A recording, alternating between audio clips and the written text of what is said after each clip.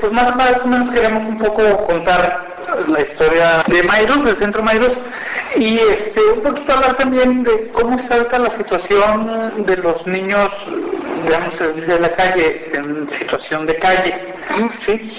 Entonces, no sé si pudiéramos comenzar muy básica, muy en términos muy generales, muy básicos, por decirnos un poco cómo surge Mayros, cuál era la idea al principio, cómo ha ido cambiando esta idea con el paso de los años. Sí, está buena la historia, bueno, es poquito largo.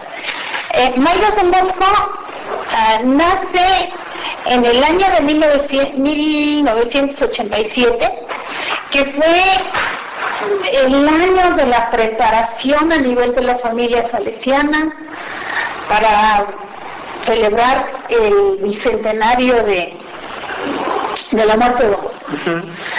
Entonces, se dan como algunas situaciones muy, muy concretas en ese mismo año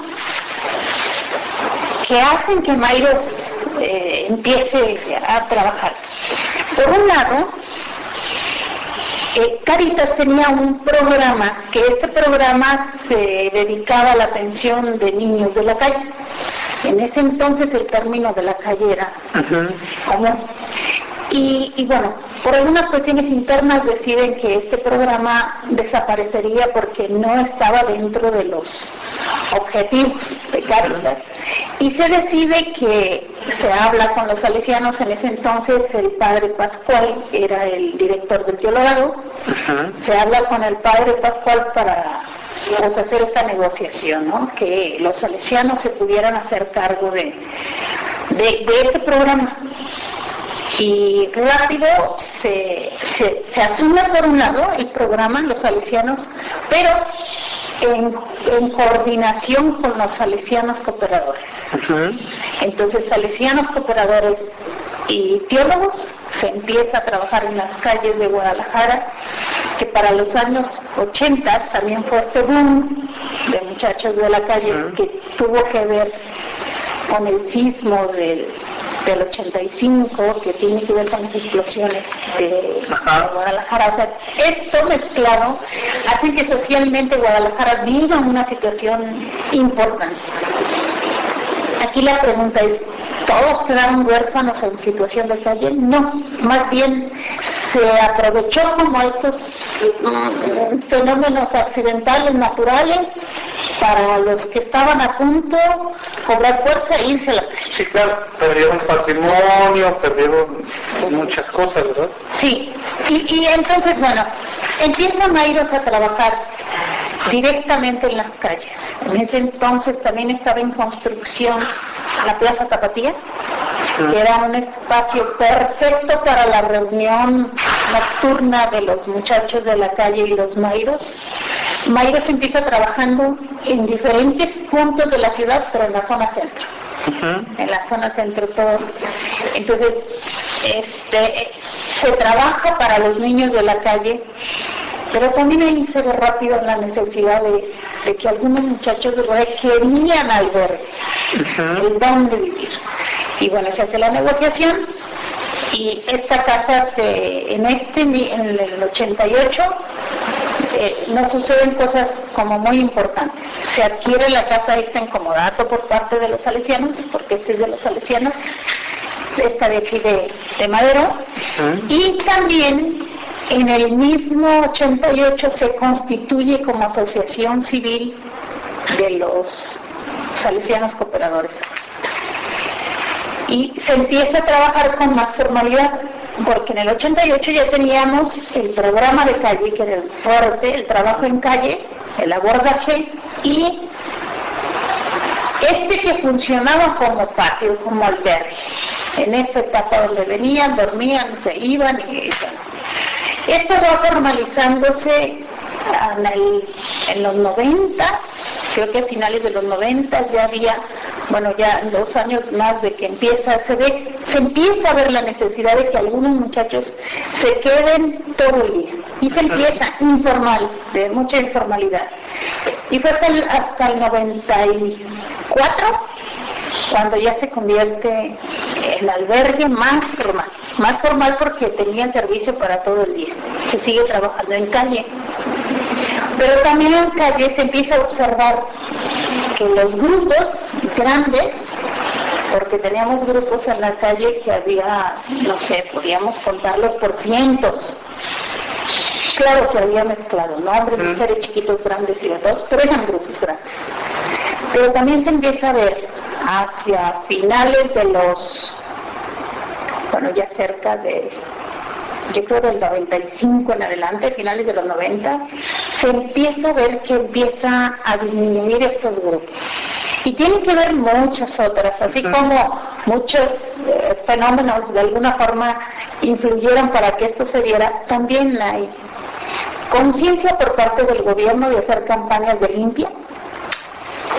Se hicieron las famosas limpias que fueron fatales para los muchachos de la calle, desde llevárselos y encerrarlos en la periferia por una semana mientras había una reunión importante y eso fue muy común. Después se hicieron comunes, ya sin ninguna razón específica, que hacían la limpia, recogían a los muchachos y se los llevaban de la calle, algunos por amenazas, otros pues solamente para decirles que ya no los querían en tal o cual crucero. Los grupos se empiezan a disgregar, a hacerse un poco más chiquitos, los de la calle, pero también empiezan a ser más selectos, empiezan a apoderarse de algún espacio baldío y decir aquí tanto, y nada más ellos, ¿no? También entre ellos empieza como este asunto. Por parte de la campaña a nivel gubernamental de acabar con los muchachos de la calle, de ofrecerles, de darles, de quitarles, hace que los muchachos empiecen a cuidarse más, no que se acabe los muchachos de la calle, a cuidarse, a esconderse más, a hacer grupos más pequeños, y bueno, de este vuelo se empezaron a hacer de regreso.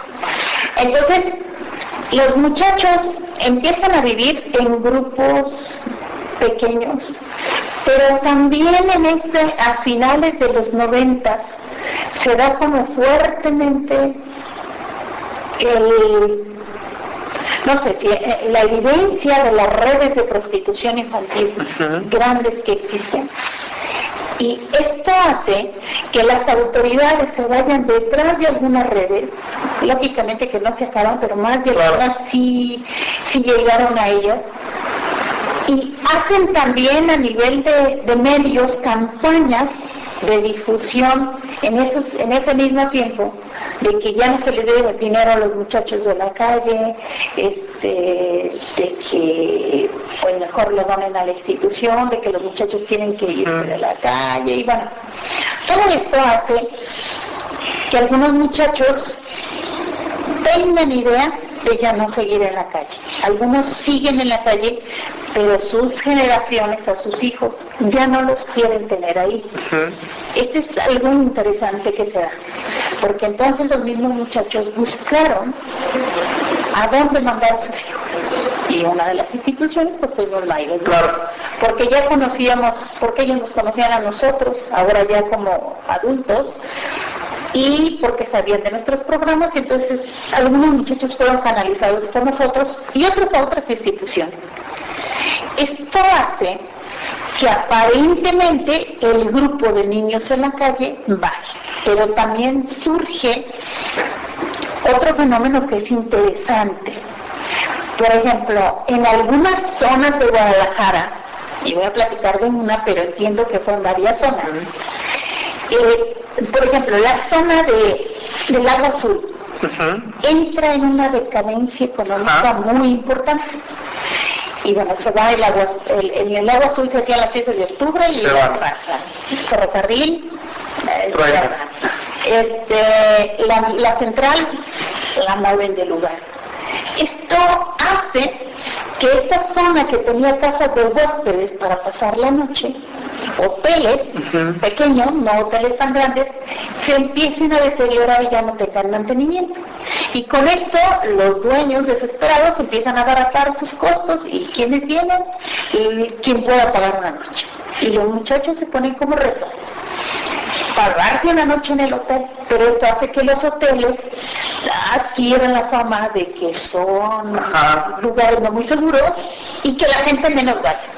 Y esto hace que abran las puertas para este tipo de familias o muchachos o grupos que se unían y pues la cooperación nos vamos. Alrededor de la antigua central hay muchísimas vecindades, hoy vecindades. En aquel entonces eran casas de huéspedes, cuartitos y de la gente que pasaba la noche por unas horas, ¿no? Su camión ya salía a las 5 de la mañana y que, bueno, ese tipo. Más o menos los cuartos son de 3x3, 4 o 5 cuartos, o hasta 10 en una sola casa, con un solo baño, porque tampoco necesitaban de más. Hoy son viviendas. Se pagan por semana. Los muchachos y las familias que pueden pagar, lo pagan. Por eso es que hoy no podemos contabilizar cuántos muchachos tenemos en la calle. Porque a lo mejor un día pudieron pagar y durmieron allá. A lo mejor el día siguiente duermen en la calle. A lo mejor una semana duermen aquí, otra allá. Y bueno, ahí la van a pasar. Pero todos en esta zona. Entonces, esto hace también que vaya cambiando la forma de vivir. Porque entonces se unen en grupos más pequeños, se disgrega el grupo grande y se hacen grupos más pequeños, más focalizados, pero también para la prostitución infantil se vuelve más fácil. Claro. Porque ahora se tenía que enterar un grupo pequeño y no un grupo grande. Entonces los niños de la calle se vuelven muy vulnerables a esta situación y es una situación muy fuerte a lo que son víctimas. Mayros Don Bosco, observando toda esta situación y también viendo el proceso de los muchachos, decide formalizar en esos años, finales de los 90, que entonces esto, en vez de ser albergue, se convirtiera en un programa formal de casa hogar. Y que entonces, para responder a los muchachos que todavía estaban afuera y en peligro, se empieza a abrir otros programas. Entonces, por eso es que en el 2000 abre el programa de centro educativo. El centro educativo tiene como objetivo regresar el derecho a la educación primaria y secundaria a los niños que no pueden ir a la escuela formal, o porque la edad no la cumplen, porque tienen alguna situación en la familia que les impide.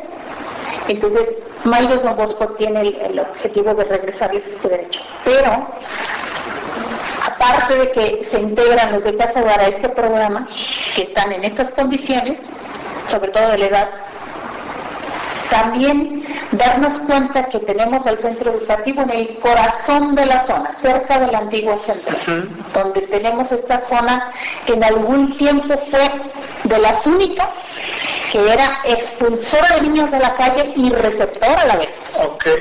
Entonces, con esta característica se vuelve en esta oportunidad, entonces nosotros mandamos a hacer un estudio con gente practicante de la UDG, con el objeto de saber cuántos niños y niñas teníamos alrededor entre 10 y 14 años que no iban a la escuela. Y bueno, nos dimos cuenta que teníamos más de 200 niños en esta situación. Lógicamente que no los podíamos atender nosotros, entonces voy a decir, ¿a quiénes sí?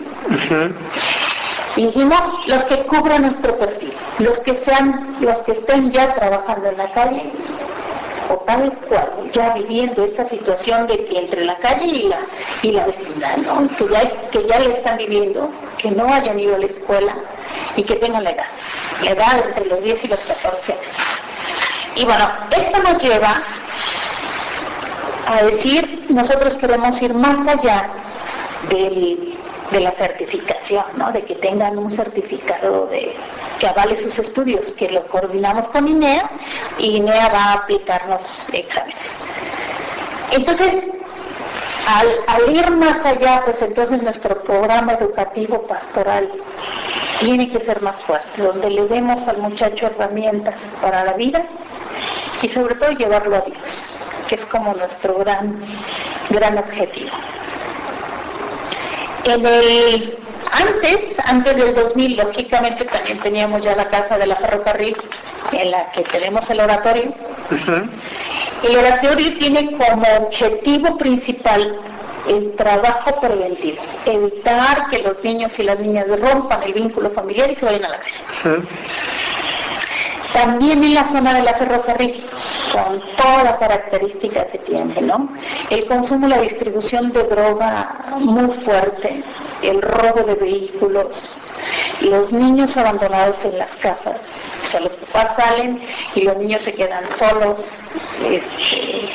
en extrema pobreza y ahí en la calle de su barrio, pero haciendo todo lo que se hace en la calle, ¿no? Entonces, nace este programa con esa muy específico, y a lo largo de la historia de estos 27 años que los contamos de que se constituyó para acá, el año previo casi no lo contamos. Uh-huh. Entonces hoy nos enfrentamos como a otra situación socialmente. Hoy difícilmente podemos ver los muchachos de la calle. Yo no digo que no existan, digo verlos, uh-huh, porque son más discretos, porque los que son usados para la prostitución la pasan en un hotel específico y que a veces van brincando, no es el mismo hotel, porque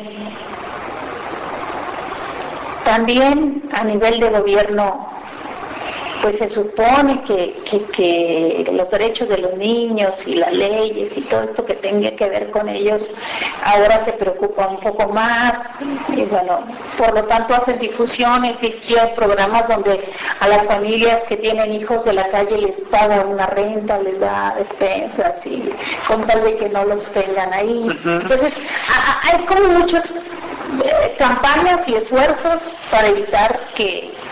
Entonces, no quiere decir que no lo hay, quiere decir que no los vemos tan claro. Y actualmente, Mayros Don Bosco, en este año específico, que abre la casa hogar un poco más grande en Ruiseñor y la cambia de aquí de Madero a Ruiseñor. Pero también aquí se empieza un programa que es el programa de vida independiente, que en los salesianos sería Casa Don Bosco, uh-huh, donde los muchachos siguen estudiando, trabajando y prestando un voluntariado. Y lógicamente que es la formación, ¿no? Entonces estamos en ese proceso con ellos. Son 3 muchachos que vienen de casa hogar de 8 o 10 años, pero que ya llegaron a la mayoría de edad, y que por ser mayores de edad tienen que estar separados de los más, uh-huh, de los más chicos. Entonces con ellos estamos arrancando aquí recientemente este programa o esta prueba piloto, a ver cómo nos va. Vamos a ir evaluándolo, sistematizándolo para ver cómo nos va a ir yendo. Y bueno, a grandes rasgos, esta es la historia de Mayros. ¿Qué tanto me llama la atención? De pronto yo empecé a detectar el asunto de que ya no hay niños de la calle, en situación de calle, como políticamente correcto. ¿Qué tanto eso ayuda como a tratar de no veo, disimular el problema? Tiene como muchas cosas que son importantes. Generalmente es a nivel político, a nivel de la UNICEF, generalmente es la UNICEF quien va sacando los términos, y en los años 80 sacaron ellos mismos el término de niños y en la calle. Ajá. Y los tenían muy clasificados. Pero luego el término de niños de la calle se había afectado. El muchacho que se salía de la calle se resistía a decir que era de la calle. Jamás un muchacho aceptó ser de la calle. Siempre decía no. Y bueno, ya después de la reflexión se dijo, bueno, es que no pueden ser de la calle, son de alguien. Y entonces vino el término de situación de calle. Entonces, situación de calle definido como las 3 etapas. donde haces trabajo preventivo, donde haces trabajo de atención para que no se vayan y donde apoyas también a los que ya están viviendo en la calle. Entonces son muchachos que viven en la calle, no de la calle. Y él hace el cambio, ¿no? Y actualmente el término todavía seguimos usando el de situación de calle, pero dicen vulnerables. Ajá. Ahora es el término vulnerable. Y ahí estamos, entre la mezcla de situación y vulnerable. Hablamos como de estos dos términos, son los actuales. Y cómo nos hace ver, sí tiene que ver. A la sociedad nos quedaba claro de decir un niño de la calle. Y lo entendías perfecto, un niño que vive en la calle. Pero es un término que al niño le hacía mucho mal. Le hacía sentirse de nadie, sentirse peor de cómo ya se sentía. Entonces el hecho de haberlo cambiado, yo creo que fue bueno para ellos. Y como el término ahora situación de calle o vulnerable ni siquiera lo entienden mucho, pues no les afecta.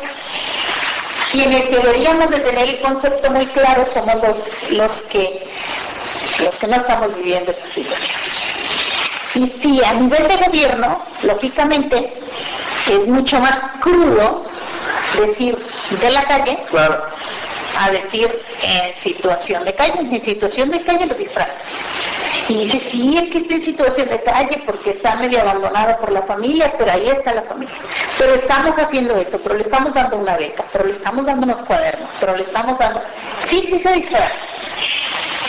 Pero pensando en los muchachos, también creo que sí fue claro, el cambio, ¿no? ¿Cómo es para un muchacho irse incorporando a esta dinámica de nueva vida? Dejar la calle, incorporarse a un albergue primero, retomar una escuela o incluso iniciarla, en el caso de los que no habían podido tener acceso. Son procesos muy largos, para empezar muy largos y muy complicados. El muchacho nace en un hogar, bueno, de una familia, o de una mamá, donde no tiene límites nunca, no existe. Entonces, va creciendo igual, de la misma manera. Dicen las mamás, es que no lo manda a la escuela porque él no quiere ir. ¿Y quién es el niño y quién es el adulto? Claro. Entonces, se confunde. Y el muchacho crece sin ser consciente de que no tiene límites. Llega a una edad en la que se pueden ir a la calle, pero ¿quién se va a la calle? El muchacho que no le tiene miedo a nada, el muchacho que no tiene arraigo en la familia, y también que no tiene estos límites, o sea, ¿qué le vale? También tiene, entonces, ya va con estas características. Allá se encuentra con una situación, o se droga y le entra al grupo, o roba y le entra al grupo, o hace esto o hace lo otro, ¿no? Y ahí le van marcando el grupo para poder pertenecer. Una vez que está ya en estos grupos y llega Mayros Don Bosco y empieza a trabajar en las calles y lo quiere rescatar, es muy difícil.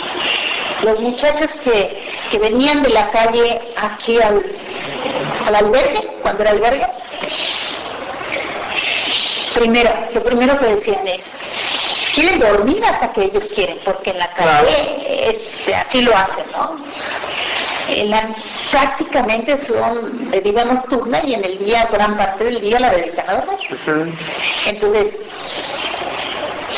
comer solamente lo que ellos quieren, porque la gente les puede compartir, porque es muy sano que se coman una frutita y les pueden compartir una frutita, y si no les gusta la frutita, va la basura.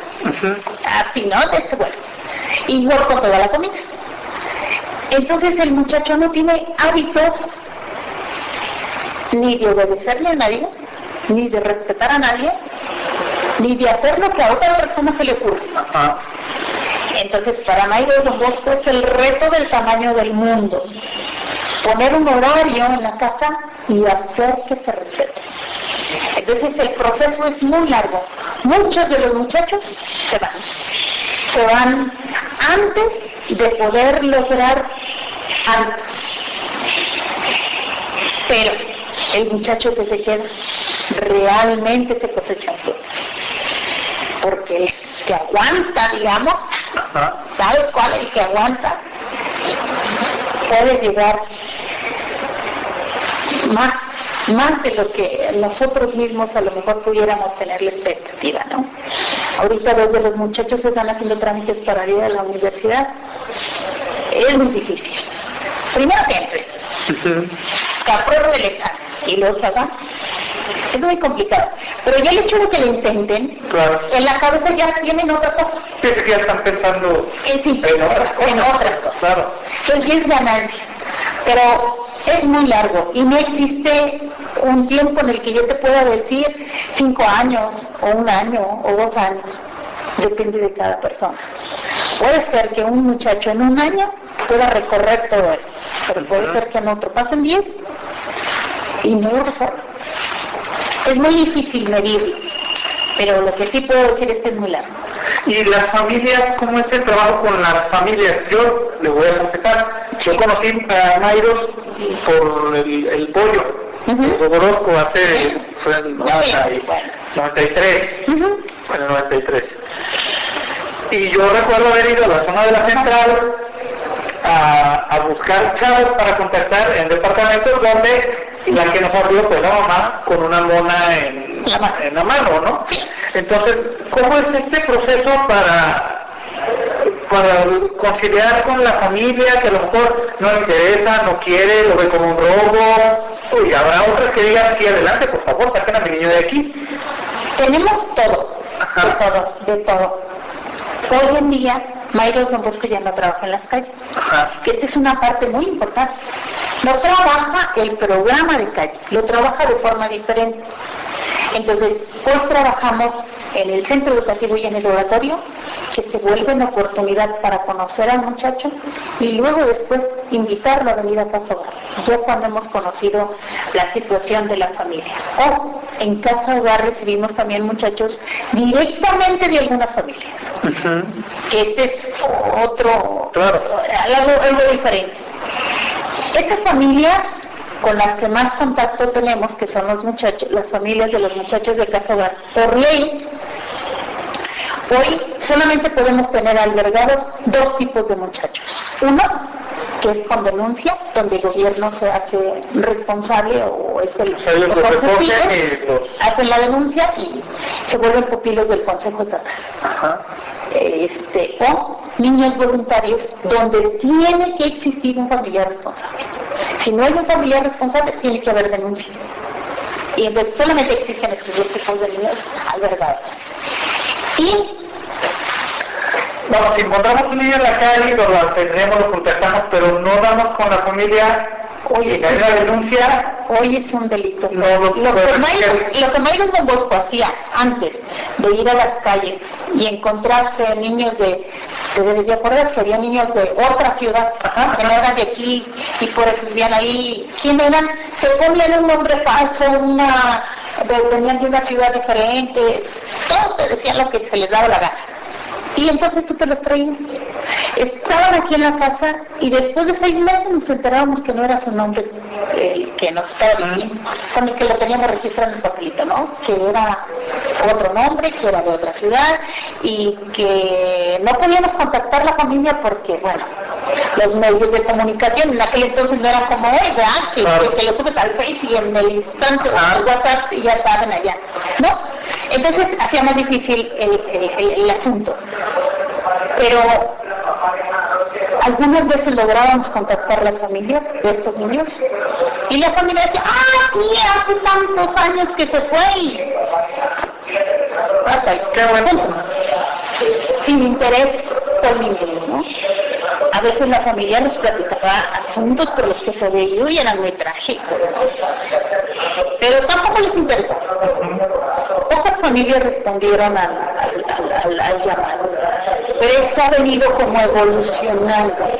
Ahora tenemos contactos con las familias. Por ejemplo, los de Casa Hogar no pueden entrar si no hay un familiar que nos firme que es el responsable. Esto no garantiza que sea una familia diferente a las de ese entonces. La ley nos obliga a que el niño tenga toda su documentación. Si no está registrado, hagamos todo y nos ayuda para que esto se realice. En ese sentido, digamos que se avanza. En el de las familias seguimos atorados porque las familias que nosotros hemos estado recibiendo pues son igual. Tenemos muchachos voluntarios, pero las familias son tan desinteresadas como que vienen, buscan el apoyo porque se supone que los quieren a sus hijos o porque ya traen una denuncia o una amenaza de denuncia. Si usted no lo lleva a alguna casa hogar, se lo vamos a quitar. Entonces ellos los traen voluntariamente y dicen, me voy a comprometer a lo que usted me diga. Y no pasa nada, no vienen, se les olvida que existe. Firmamos un compromiso donde se tienen que pasar el fin de semana con ellos, con el objeto de no desvincularlos de la familia. También de no crearles a los muchachos una burbuja, que luego se rompa y no saben qué hacer cuando se rompió, ¿no? Entonces tratamos de trabajar como estas dos partes, con la familia y nosotros juntos, y buscamos tener reuniones o pláticas con las familias, que es muy difícil, en algunos casos lo logramos, en otros no. Lógicamente que en el caso que lo logramos, el muchacho va mejor.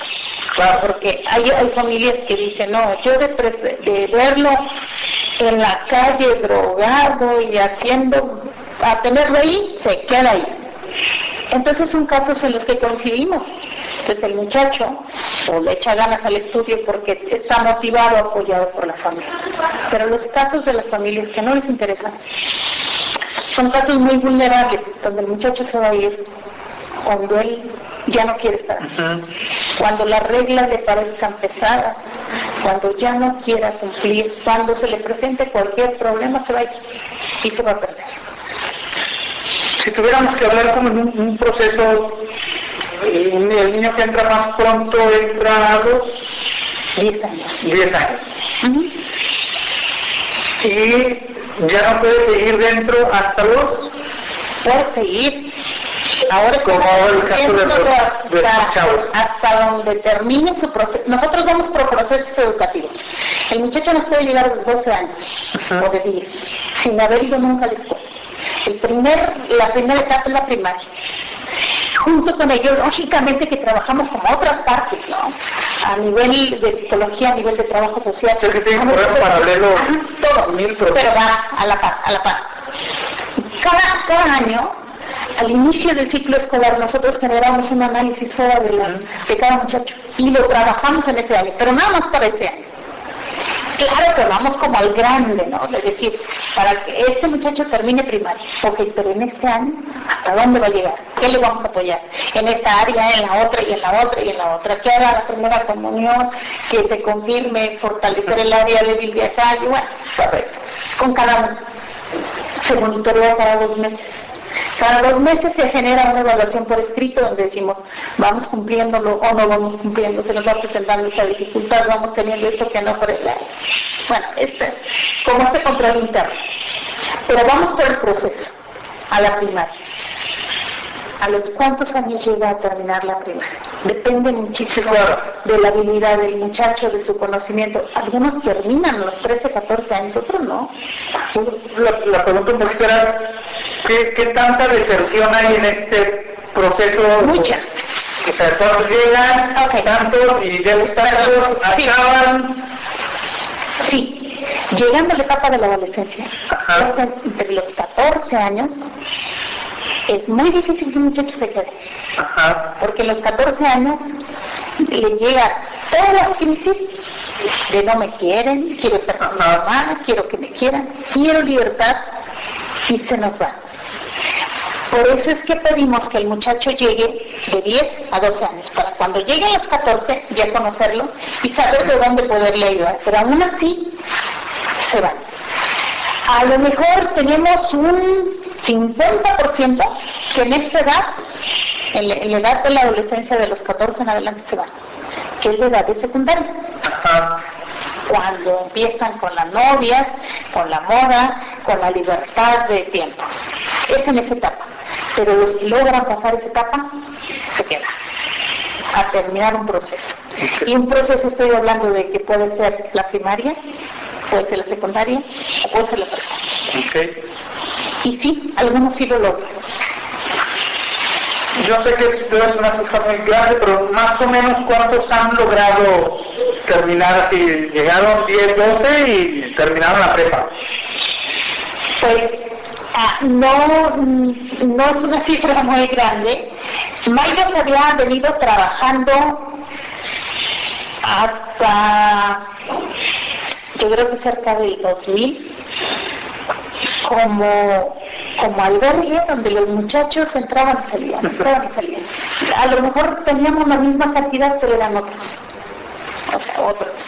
Y más o menos del 2000 hacia acá, en estos últimos casi 15 años, hicimos la prueba piloto de decir, vamos a trabajar, porque los muchachos terminen un ciclo escolar, que entren en septiembre y terminen a julio, y todo el grupo venga.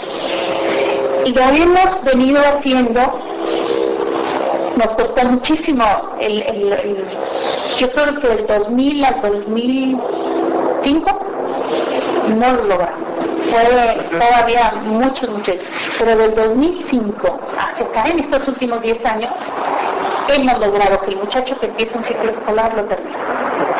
Y pretendemos que al terminar el ciclo escolar pueda tener un documento oficial que si se va, se lo lleve. Por lo tanto, en esta primera etapa también tratamos de que reciban los sacramentos, el bautismo y la primera comunión. La confirmación la dejamos para la segunda etapa. Pero de 15 muchachos que generalmente hemos tenido ahorita en la casa hogar, 5 se han ido en el año y hemos terminado con 10.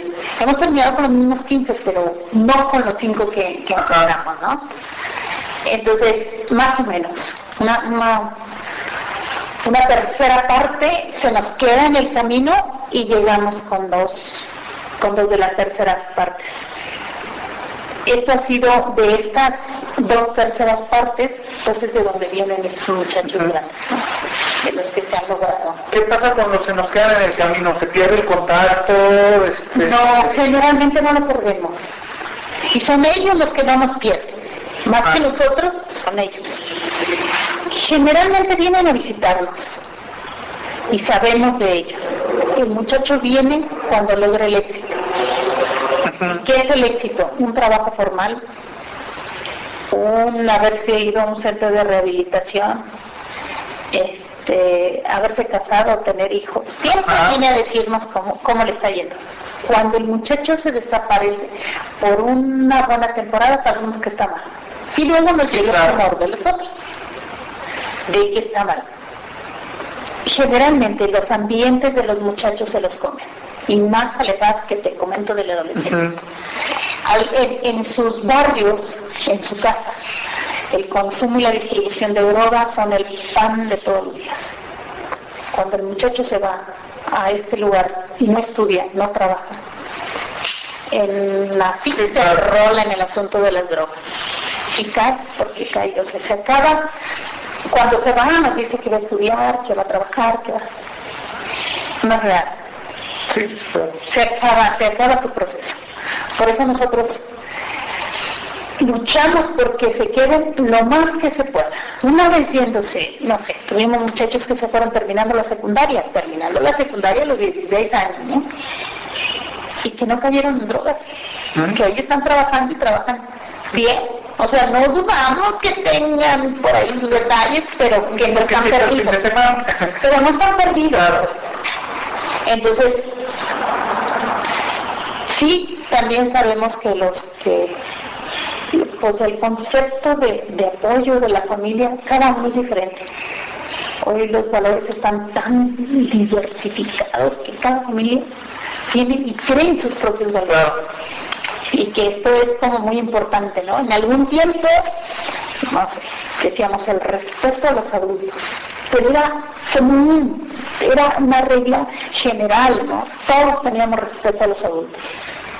Oye, eso se descargará. Bueno, y esto para poner y decir entre 1000, ¿no? O sea, ¿cuáles son los verdaderos valores que viven? Cada familia vive los... Hoy se han convertido en valores los antivalores. Pero bueno, la familia lo tiene como un valor. Entonces están muy desquebrajados ahora. De 5 años para acá, más o menos,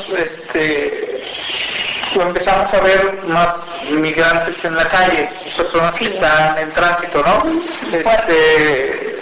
Sobre todo con el asunto que se les colapsó con los Zetas la ruta del Golfo y entonces se llevaron para acá. Y ha comenzado también a verse el movimiento de niños, menores, que van solos, están de paso. ¿Hay alguna manera de atenderlos? Ahorita no se pueden ocupar de ello. No, no ha trabajado con esta situación de los muchachos. Lo intentamos con algunos muchachos que generalmente, no sé, eran interceptados a lo mejor por la policía o por la Secretaría de Migración o algunas, o sea, más bien por gobierno, y algunos no los mandaron, pero los muchachos que nos mandaron, que lógicamente no eran mexicanos, tenían tan claro que iban a Estados Unidos, que decían, mira, a mí me trajeron aquí, pero ahorita que se vaya el policía yo me voy a ir. Yo voy a Estados Unidos y voy a llegar. Entonces es muy difícil poderlos atender y ayudar, porque ellos tienen muy clara su meta. Venga lo que venga, ya saben a dónde van. Y saben que llegaron a Guadalajara porque aquí los dejó el tren y porque aquí van a subirse al siguiente, o porque querían descansar o comer algo, no sé, lo que sea, pero es muy claro. Entonces vemos esta movilidad. Lo que sí pudiera decirte que hemos observado que nos afectó de alguna forma, es que este grupo de migrantes, yo no dudo, de verdad no lo dudo, de que entre este grupo de migrantes venga gente buena, gente bondadosa, gente que realmente va en busca de ese bien para la familia. Pero también entre ellos tenemos gente que viene solamente a hacer maldades. Y hemos tenido, por ejemplo, a Mayros le tocó ser golpeado por esta situación. Asesinaron, por ejemplo, a una de las mamás de los muchachos en una forma cruel, o sea, muy fuerte, enfrente del centro educativo, en una de las vecindades que están por ahí. Y no solamente a ella, ¿no? A más. Y según lo que los muchachos de la calle dicen, pues fue uno de los que venían los migrantes, ¿no? Que estuvo un tiempecito aquí y luego se fue. Y ya. Vamos a hacer también muchos asaltos muy fuertes. Este grupo que es el que yo más conozco, ¿no? De esta zona de aquí de Washington, y es de la 8 de julio, ¿no? Que ha sido uno de los más fuertes, que se dio así como boom. Y luego el tren pues cerró y ya fue como parando un poco esa situación. Siguen ahí, pero a los que también se suman los muchachos de aquí. Claro. Entonces se suman. Pero ha sido, bueno, yo más bien veo como situaciones difíciles. Alguna vez platicándolo con el padre, decía, padre, pues Mayros a lo mejor les puede llevar de comer a esta gente que se muere de hambre, ¿no? Ahí en el pleno solazo. Pero bueno, se requiere un trabajo más organizado. Y el fin del trabajo de Mayros no es para los migrantes. Entonces, sí puede y hace algunas cosas, pero no es la misión, ¿no? Entonces, pues eso. ¿Cuántos muchachos tienen ahorita? Tenemos un promedio de 80 en los diferentes programas. La idea es poderlos aumentar. Por ejemplo, el programa de Casa Hogar, que tiene 15, lógicamente que tenemos capacidad para recibir otros 10 más y los vamos a estar recibiendo. Nada más que es un programa delicado el de Casa Hogar, que no puede recibir 10 al mismo tiempo, sino que vamos recibiendo de poco a poco. Entonces pretendemos terminar el ciclo escolar ya con cupo lleno. Se me pierden los programas. Es Casa Hogar, el centro educativo, es la primaria y secundaria, el oratorio, que es trabajo preventivo. Y el centro educativo, ¿cuántos tiene ahorita? El total de los muchachos que estamos atendiendo son 80. Ok. El total. ¿Y el oratorio? ¿El oratorio es de diario o es de semana? Y las tardes, se atiende solamente por las tardes. ¿Cuántas personas hay en el equipo de Mairus? Eso está muy bueno, porque somos un equipo pues más o menos grande. Personas que somos remuneradas, en este momento somos 6. Y todo el demás personal es voluntario, y tenemos otro grupo de practicantes y de servicio social. Entonces, entre todo el equipo, más o menos sumamos unos 25. Los que somos más fijos. Luego también tenemos grupos de gente que viene solamente por unas horas o un día o unos días, pero esos son como los menos, pues. ¿Y desde cuándo eres coordinadora? Eso está muy bueno. ¿Desde el principio? Casi. Yo llegué en el 98 y ya al siguiente año pasé a la dirección y ahí aquí sigo. Desde el 99 para acá. Sí, más o menos. ¿Como salesiana cooperadora? Sí, antes de llegar aquí yo ya era salesiana cooperadora. De hecho, llego porque soy salesiana cooperadora. ¿Y cómo te ha cambiado? ¿Cómo era antes y cómo te ves ahora a la distancia? Pues yo estuve, por ser esto que tiene que ver con cooperadores desde hace tiempo, yo hice promesa de cooperadores casi llegando a la mayoría de edad, desde antes ya trabajaba en los grupos. Yo tengo una relación con los salesianos desde muy joven y conociendo todo esto. Estuve en el proceso cuando Mairus nace. Cuando se hacen todas estas negociaciones y demás, la asociación civil, estuve en todo eso porque yo era coordinadora del grupo en ese entonces, cooperadores salesianos de Zaguayo. Entonces, por esta razón estuve como en esas reuniones de negociaciones. Siempre me gustó, en mi cabeza no podía entender que hubiera una mamá que se pudiera desentender de su hijo, cuando en mi rancho eso imposible, no existía. Pero me preguntaba cómo pudiera ser. Y bueno, llegué a Mairus, me invitaron a venir a Mairus al área específica de trabajo social, y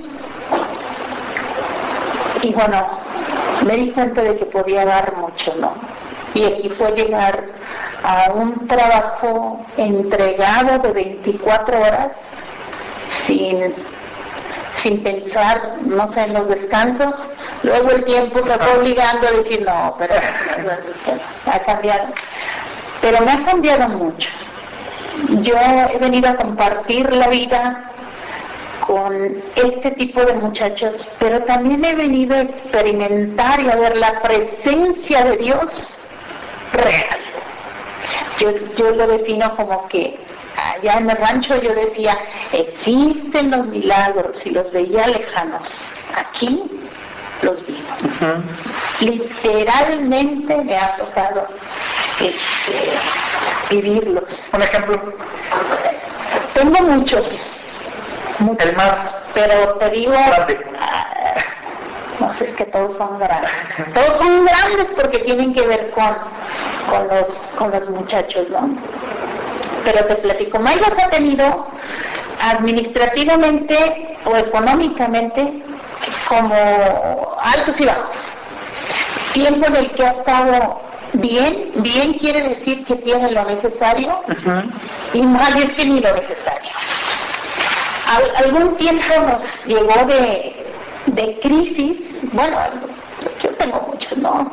Desde que teníamos algún consejo que decía, mira Bartola, ahí te van estos 10 pesos y con esto, de darnos, no sé, un presupuesto muy reducido, de decir, con esto te tiene que alcanzar para la semana, y decir, ¿cómo lo hago? Yo no sabía cómo hacerle, pero ahí te van los frijoles y el arroz y tú te las arreglas, ¿no? De este vuelo, a ver, no fue en un tiempo en el que tuviéramos crisis, bueno, yo no sé si había o no había dinero, pero lo que sí sé es que el dinero no nos alcanzaba y que era muy difícil, y que la gente que estábamos colaborábamos con lo que podíamos, pero pues no era mucho. Para un día de Reyes nos pasó que no teníamos nada, nada de decir, y teníamos un muchacho en la escuela que llegó feliz y presumiendo que habían partido rosca en su escuela y que quién sabe qué, que quién sabe cuándo. Y entonces los demás, ¿no? Empezaron, no, que de la rosca y que quién sabe qué. A mí, que siempre he sido como muy facilita para conmoverme, yo dije, sí, merecen una rosca. Sáquenle conciencia y a ver cuánto trae. Como 5 pesos, entre que traía unas moneditas, un peso y algo. Ese día yo tenía como 50 pesos, que era lo único que tenía, ni de dónde echar mano más. Le dije, pero mire, pero siempre también he sido así, ¿no? Es decir, ahorita vamos a hacer una fiesta y vamos a traer una rosca. Yo dije, total, aunque sea una rosquita chiquita y lo importante es lo simbólico, la verdad. Y vamos a hacer un chocolate con agua porque no teníamos leche, estábamos muy pobres. Y ¿sabe? Pero éramos desorganizados. También, todos teníamos presa. Entonces yo me venía y les dije, si marcan el teléfono, no estoy. Ya me llevé unos, vente tú, y tú te quedas acá con los más grandes, vamos a ir a Soriana a comprar la rosca. Y llevamos aquí, de aquí. Ay, no sé qué, que ya se está peleando. Para atrás. Y ya otra vez, ya calmado el asunto, ya. ¿Entiendes? Porque hoy, si no, no va a haber rosca y no sé qué, y no sé qué. 3 veces. O sea, me llamó mucho la atención porque 3 veces me regresé de aquí. En la tercera vez, yo gritándole desde aquí. No me hable porque ya no estoy, ya me voy. Abro la puerta. Justamente en ese momento estaba una mujer al timbre para tocar, y pues ya nos asustamos ahí las dos. Yo le digo que pues buenas tardes, ¿qué se le ofrece? Vengo a traerles una rosquita. Dice, ¿habrá algún muchacho? Como yo llevaba uno que me acompañaba, dice, ¿me puede ayudar a la casa? Sí. Entonces yo me asomo a la camioneta que estaba estacionada aquí afuera. Era un altero de roscas de este vuelo. A mí me dio tanta emoción que abracé a la señora y le dije, señora, Dios la bendiga y la llene de bendiciones. Dice, es que fíjese que tengo una panadería, pero pues ya son las 8. Dice, ya lo que se vendió. Ya, yo prefiero compartir la que se me haga dura y no sé qué. Pero yo estaba emocionadísima por decir, no lo puedo ver, si no es a través de los ojos de la fe y de Dios, de decir cómo Dios ama a los muchachos. Y lo que ellos estaban pidiendo, a alguien más le movió el corazón, pero en ese mismo momento. Si yo me hubiera ido, hubiera llegado frustrada porque me gasté los 50 pesos en una rosquita de este vuelo y que aquí había más, ¿no? Claro. Y no hubiera tenido mucho, a lo mejor lo hubiera renegado. Pero justamente en ese momento, yo lo puedo interpretar como un milagro de Dios. Y tuvimos pan para comer toda la semana. Claro. Era sentar a los muchachos y explicarles y decirles que esto era obra de Dios. Un día 16 de agosto los senté a todos en la banquita y les dije, hoy es día de Bosco. Don Bosco acostumbraba en el día de su santo regalarle a sus muchachos algo, y cada muchacho le pedía lo que se le antojaba, desde regalos muy fantasiosos hasta algo de comer. Por lo tanto, yo les decía, hoy pidámosle a Dios que por la intercesión de Don Bosco también nos conceda un regalo, y cada quien tenemos que concederlo. En ese momento estaba yo con los muchachos explicando en el teléfono y en la señora. ¡Pepita! Es una señora así, que la aguanto porque Dios es bueno. Pepita, te espero en 15 minutos en la zapatería de Flexi, con todos los muchachos. Les voy a comprar zapatos a todos. Ok. Yo me regresé y les decía a los muchachos, yo estaba hablando del regalo de Don Bosco, y les decía que no podíamos explicar esto si no era obra de Dios. Esto era el apapacho, el amor que Dios les tenía, pero que también nosotros estábamos obligados a responder. Yo también voy a hacerlo para la zapatería. Esto, no sé, debería ser más de 10 años, hasta la fecha. Y esa señora nos sigue comprando zapatos una vez al año. Okay. Pero la señora dice, a ver, un zapato bueno, que les aguante, que no les vuela la pata, pero que yo vea que se los puso, que les quedó bien y que le va a servir. Entonces, nada de que te mando 3 pares de zapatos, no. Acá bien, señora, pues como se veía cada año.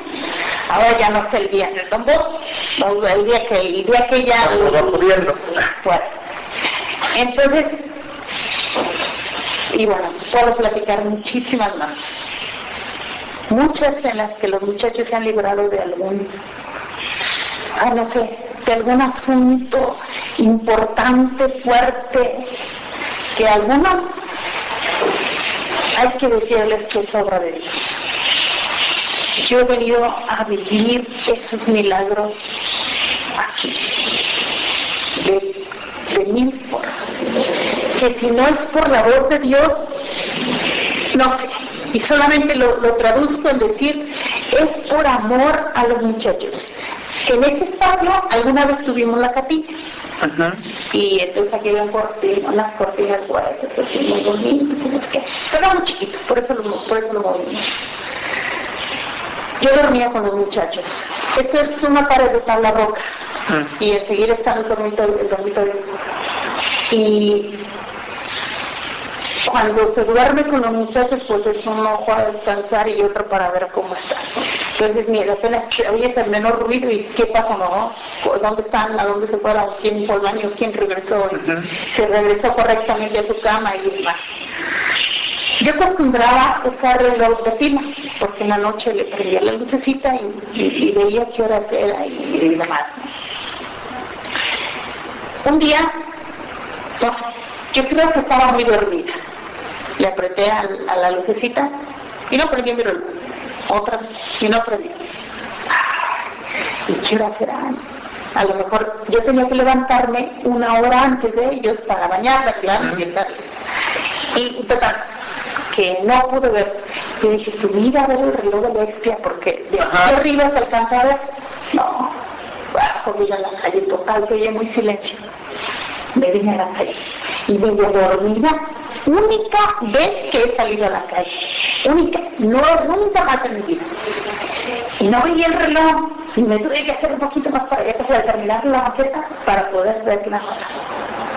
Cuando veo la hora, así como chispazo, volteo hacia acá y digo, ay, dejaron la luz encendida, como se les ocurre a ellos.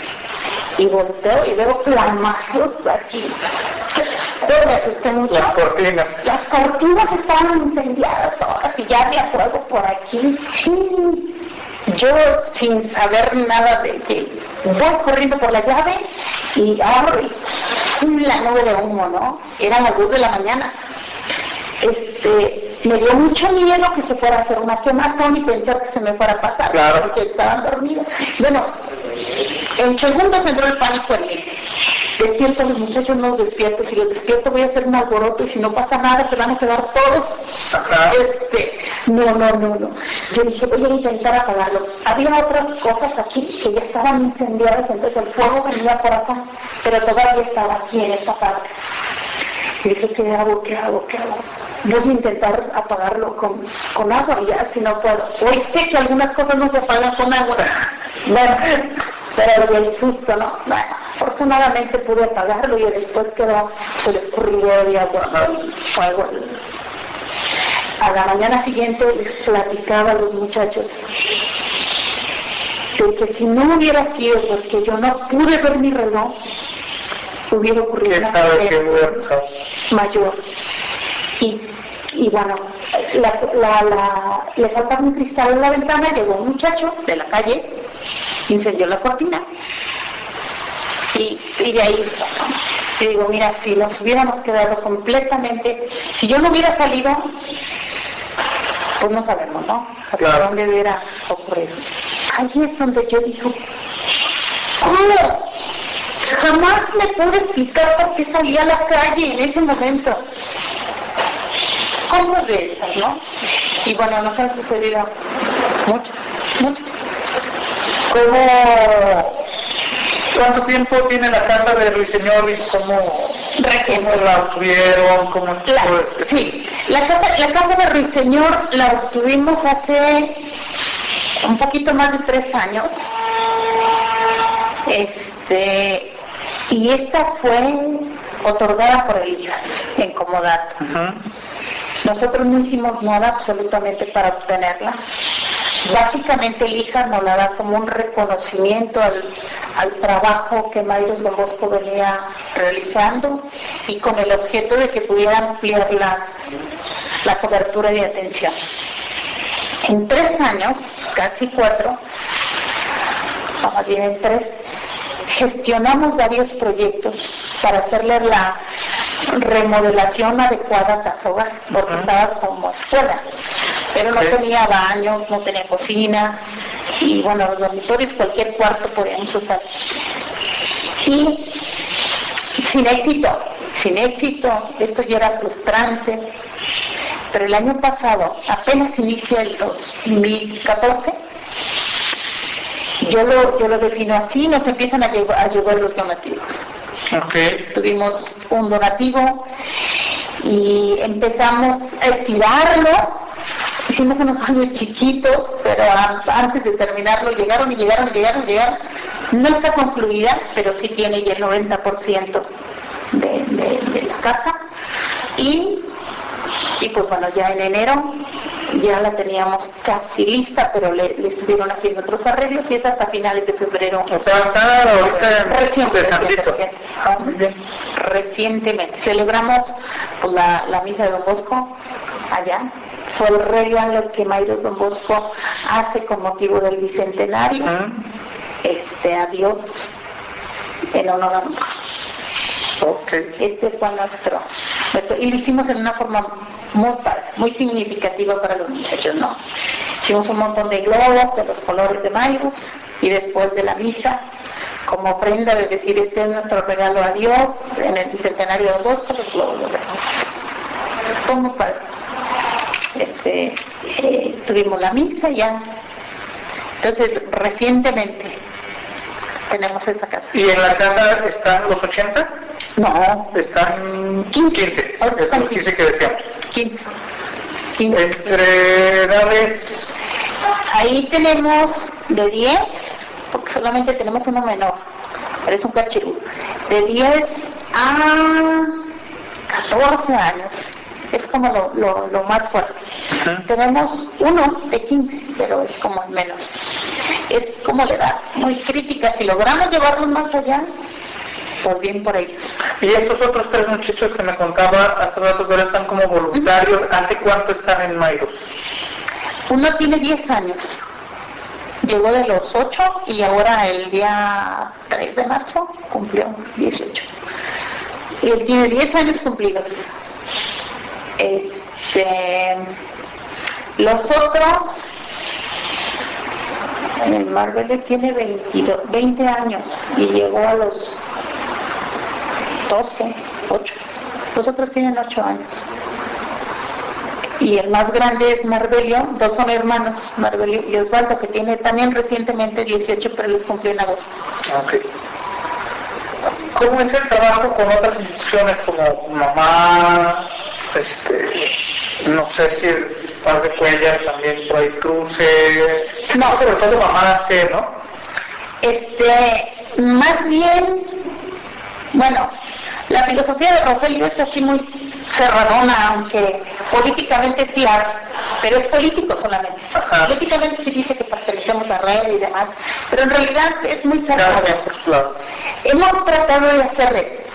Digo hemos tratado porque lo hemos intentado. En algún momento nos reunimos varias instituciones que más o menos afines, que atendemos niños, y la idea era hacer un trabajo en red que tuviera que ver con un poco con las leyes, ¿no? Donde pudiéramos incidir en las leyes, por lo menos opinar. Luego también se formó en el DIF un comité, que fue el programa de Fox de la calle a la vida, que ahora es situación de calle. Fue el DIF convocó en ese periodo, ¿no? De Fox Calderón. Pero como había económicamente recursos, y Rogelio se pasó, la verdad se pasó, pues habíamos 6 instituciones, más o menos afines. Llegó una bolsa de dinero que tenía 1,5 millones, y Rogelio se llevó 900. O sea, a ver, no se vale porque como en ese primer año no venía etiquetado el dinero, era nada más, habrá que comprobar con cuántos expedientes. Yo le decía, si a mí me pides expedientes y te saco desde que Mayros empezó, no, pues sí, o sea, a lo mejor como nacimos igual, a lo mejor ahí nos vamos dando, ¿no? Pero no se vale.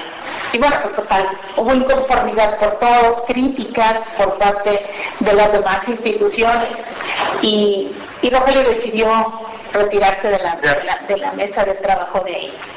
Y hemos intentado hacer trabajo juntos, pero no hemos logrado hacerlo.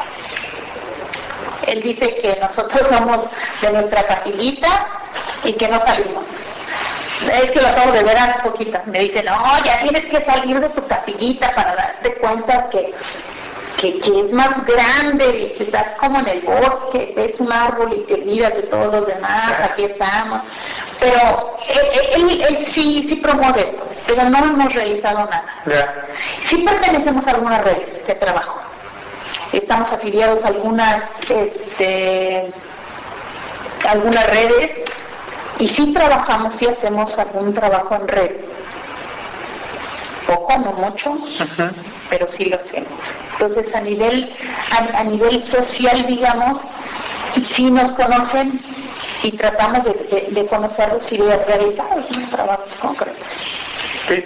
Y en todo este proceso el gobierno ayuda, estorba, entorpece. Es interesante, cada gobierno, quienes están al frente tienen como muy claros algunas cuestiones, ¿no? En este nos ha ido bien, pero ha tenido que ver con procesos que ya se venían trabajando. Por ejemplo, salió un nuevo reglamento en el 2012, donde todas las instituciones tuvimos que someter a trabajar bajo ciertos lineamientos. Y bueno, lógicamente que ellos se dieron cuenta que tenemos cosas que no cumplimos. Por ejemplo, nos pidieron un programa de protección civil que es costoso. Y que no la protección civil dijo, no, hay gente experta que lo tiene que hacer. O sea, no cualquier persona. Y pues bueno, ¿cuánto nos cuesta el programa? Pues no sé, arriba de 20,000 pesos.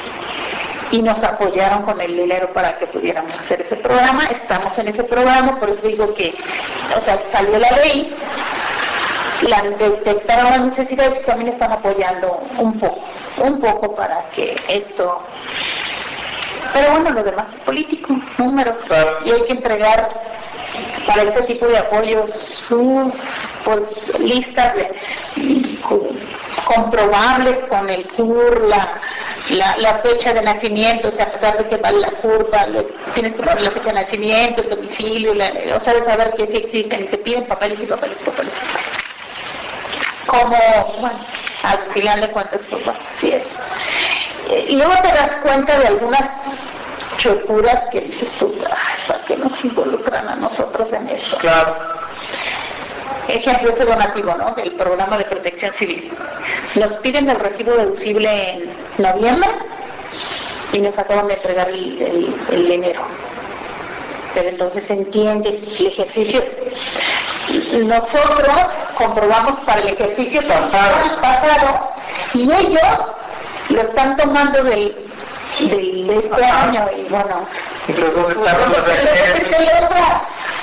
Y bueno, de ese tipo, ¿no? De decir, bueno, ¿y qué es lo mejor? ¿Prestarnos o no prestarnos? O sea, quién sabe, ya no sé qué es lo mejor. Porque sabes que al final de cuentas... Bueno, un jineteo estar ahí haciendo, pero bueno, ya eso no nos corresponderá a nosotros, ¿no? Pero sí existe de repente el remordimiento de decir, ¿me presto o no me presto? ¿Será o no será? Pero también nos puede beneficiar y va, ay, va.